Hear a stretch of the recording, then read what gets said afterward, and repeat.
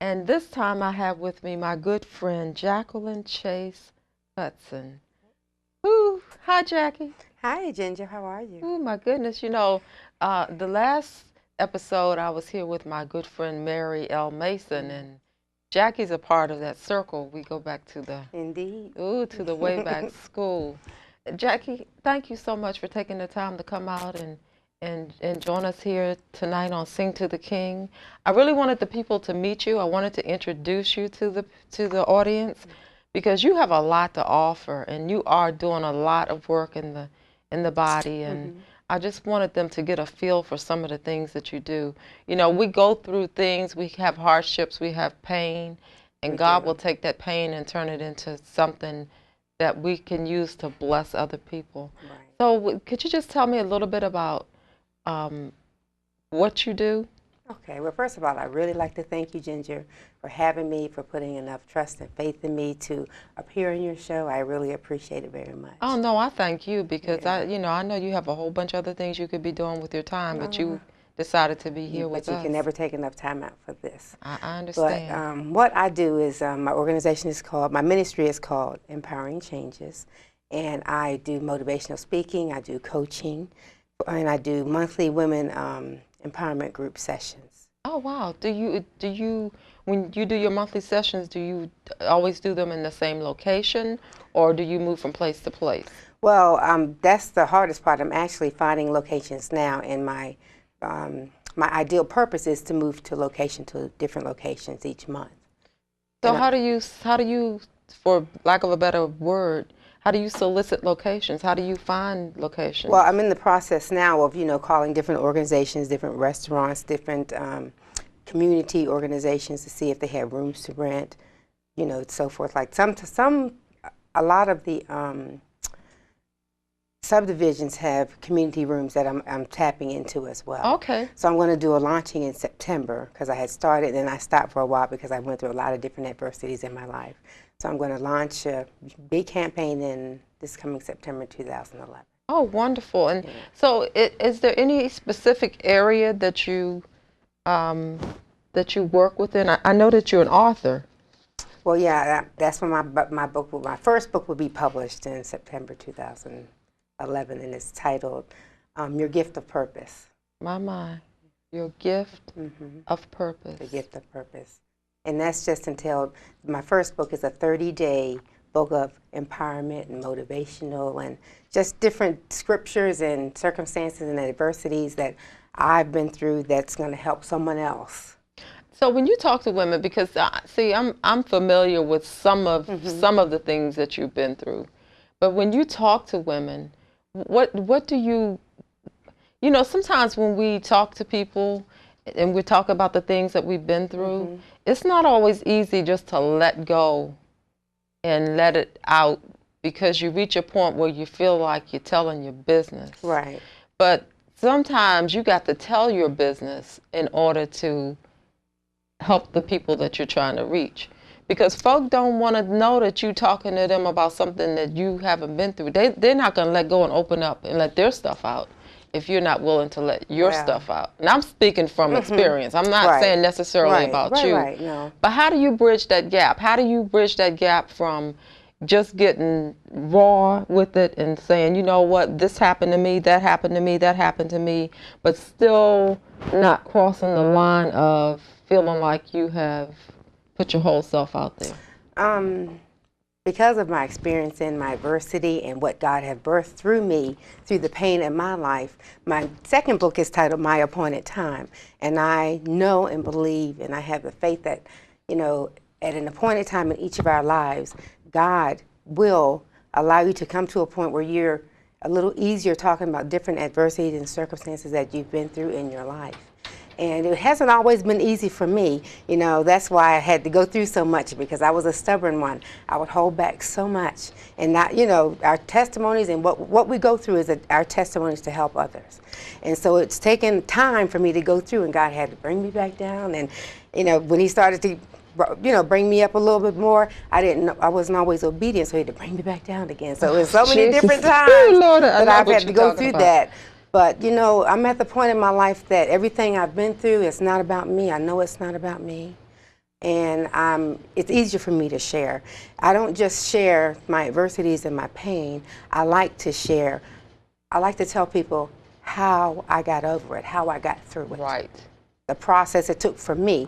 Now, the process for me is not going to be the same for you and many other women, but I like to share not only my adversity and pain, but the successes of life. Yes, because one of the things that I share is I know it ain't pretty, but God can fix it. Always. Always. And I can remember when I was diagnosed with lupus, and I didn't want anybody to know I had lupus because I felt tainted. I didn't want the label. I didn't want people, you know, to identify me as the person, the woman with lupus, you know, like the woman with the issue of blood. Yeah, I can relate to that because I had breast cancer, and for years, for a long time, I wouldn't, you know, I acknowledged it for myself. I knew it, I had accepted it, but I really didn't share it because I didn't want people to feel like, oh, what can I do for you? Oh, you know, because a lot of people sometimes can put you in the grave before you've had your first treatment. Exactly. Yeah, and I got through that. You know, I didn't even have my family backing me, but I had God, and I had my best friend, Mary Mason. She was there. She was always there. Nurse Mary. She's always there for me. Always. We're gonna get her a cap. She'll probably wear it sometimes. You know? we're gonna take up a collection and send her to school. Exactly, but she's always been there for me. So, you know, God put certain people in your lives for seasons at a time, but she's been there. You know, for just about 30 years. Angel. I'm telling you, she's an angel. She has really helped me. She's nursed me in a lot of different ways. Yes, I know. When I wanted to hear it, when I didn't want to hear it. And, you know, Ginger, you know, from my ministry and what I do with women, you always have to have someone like that in your corner, you know? Exactly. Because, you know, sometimes we can go put ourselves in pity parties. I've been in a lot of them. I'll call her and she'll laugh and I'll get upset and then, okay, I got to go and hang up the phone. And, you know, she will encourage me when it's time, but she never allowed me to stay there. It's called being brutally honest. That's what it is. You know, and through that, I've been able to, you know, pick up my pieces, continue to trust God and have faith, and move forward. I never allow myself to stop. So now, when do you have any events coming up soon, or are you speaking? Do you go around speaking? Yeah, I'm starting to more. I actually have a speaking engagement on June 24th in Montego Bay, Jamaica. Okay. And I'll be speaking there at a commencement ceremony. Wonderful. So when I say that you go around the world. I try to. And I understand that you just had some excitement. I did. I got married in November. My husband, he's wonderful. He is, God sent him in my life, and he is a blessing to me. And I am as well a blessing to him. Well, you know, you just have this glow. You have this glow. You have this glow about you. It's a peace. And I'm so glad that you did well. I'm so glad to see it. Because I know when it wasn't there. It is a peace because it hasn't always been there. Yes. I had a circumstance happen last night, and the old Jacqueline Chase wouldn't have handled like Jacqueline Chase Hudson handled it last night, and that's only through the grace of God. Through the grace of God. And my adversities in life that I've been able to walk through. Exactly, and we're ever evolving, and as long as we stay in the Word, you know, it doesn't matter what the challenge is, we can still talk our way through it. And, absolutely. You know, we can talk ourselves in it, we can talk ourselves out of it, and in it again. Yes, Lord, yes. So we have to be careful, but it's an ever-changing world. It's, you know, we're always going to be learning. We're always going to make mistakes. We just have to know we can't beat ourselves up because the Word is always there. It's always going to be in the pit of our belly as long as we study it. Now, I want you, I'm not going to let you get, I'm not going to let you get out of this chair without sharing at least a testimony or some part of something that you have overcome. Yeah, now, see, I'm being nice about it because I'm letting you pick it, see. I don't know if that's nice or not. Yeah, it is. I'm going to choose something recent. Okay. Okay. The greatest testimony that's happened to me this past week is my mom and I, you know, we grew up, I had 4 siblings, and she was, in my mind, everything to us. And that's how we were, you know, brought up. And so what happened is, through my first leaving my first husband, after 30 years of marriage, I was, you know, it almost devastated, it did devastate me. and I thought there was no return. But through that, my mother and I became very estranged. I can't answer why. I don't even try today to find out why. But it's been over 10 years that, I felt like I've not had a mother living on this earth when I've had her living sometimes not even 30 minutes away.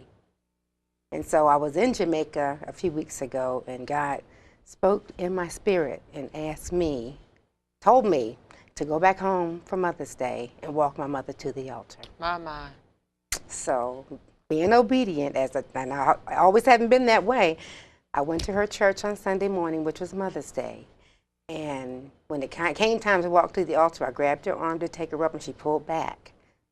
And I grabbed her arm again and walked up, and just how God would have it, the altar was crowded, but the pastor came down and prayed for my mother and I. And then when we walked away from that altar, I know that we were both healed. And I was actually there to release my mother of all the things that she knew that she's done that wasn't right, and that's just how life is. And I've always loved her, and I've always respected her, and she is my mother. So that's my greatest testimony, is that if you continue to have the faith, and you believe, and you just act on His word, He will always see you through. Jackie, sometimes when you have situations where you're in a marriage, your family sees what happens when they're around you, but they don't see what happens when the doors are closed. Most times. And so they have this perception of what things are. Right.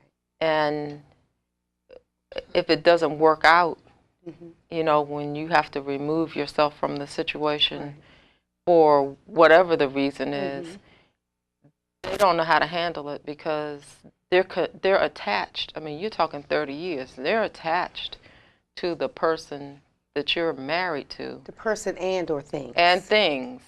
And they don't want to let go, because, they feel like they're losing some stuff too.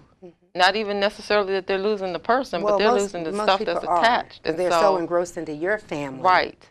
Instead of their exactly. lives. And so people react differently. I know I've been through some of that. And so that is a testimony, and it's blessed. So. Because a lot of times people don't heal from those kinds of situations. You're right, but I continue to have faith, and God promised me that, and He saw it through. Yes, I'm speechless, because that is, I know all about that. And I waited, and I'm telling you, the wait was utterly painful, but I waited. So now we got to wrap up here to kind of giving us the wrap sign. If there's any one thing, first of all, do you have a website? I do. It's empoweringchanges.com. Empoweringchanges.com. And if somebody wanted to contact you for a speaking engagement, what number would they call you at? 240-274-3119. Say it again. 240-274-3119. Jacqueline Chase Hudson. You like the way I say that, don't you? I like the way it sounds. And I want you to look for your gift of purpose and your appointed time. Now, if there's any one thing that you wanted to share with the listening audience before we wrap up, what would it be?